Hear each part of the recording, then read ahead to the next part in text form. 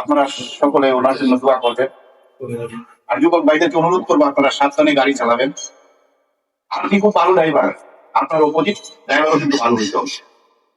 আপনি আপনার ভালো ড্রাইভার দেখবেন না, শুধু অপোজিট থেকে যে গাড়িটা আসতেছে এটার প্রতি আপনার খেয়াল করতে হবে। কারণ আপনি ভালো ড্রাইভার হইলে চলবে না, আপনার অপোজিট ড্রাইভারটা ভালো হইতে হবে। সুতরাং রাস্তাঘাটে গাড়ি ঘোড়া একটু সাবধানে চালাবেন।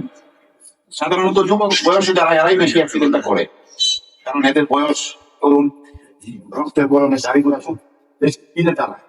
আপনি একটু বেশি স্পিডে না চালায় একটু আস্তে চালান না, এই জন্য কোনো সময় বেকার করবে না। তাই এই জন্য বাইরে অনুরোধ করবো আপনারা সাবধানে গাড়ি চালাবেন। আজকে যিনি আমাদের কাছ থেকে চিরবিদায় নিয়েছেন, ওনার জন্য সকলের কাছে দোয়া আছে। আমি আমার বক্তব্য শেষ করছি। আসসালামু আলাইকুম।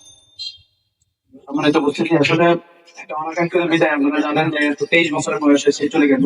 তার পরিবার একেবারেই ভেঙে পড়েছে। আপনাদের সবার কাছে খাস করে দোয়া চাই পরিবারের জন্য, যেন আল্লাহ রাব্বুল আলামিন তাদেরকে সবরে জামিন ধারণ করার তৌফিক দান করে। এই পর্যায়ে আপনাদের সম্মুখে গুরুত্বপূর্ণ কথা নিয়ে আসার জন্য অনুরোধ করছি আমাদের সকলের করিমগঞ্জ তারালের আমাদের আপমর জনতার নেতা, জননেতা অ্যাডভোকেট জাহাঙ্গীর আলম মোল্লা। আসসালামু আলাইকুম ওয়া রাহমাতুল্লাহি ওয়া বারাকাতুহু। আসলে মৃত্যু তো একটা চিরন্তন সত্য জিনিস। প্রত্যেক প্রাণীরই মৃত্যুর স্বাদ গ্রহণ করতে হবে। যার প্রাণ আছে পৃথিবীতে তার মৃত্যু অবধারিত হবে।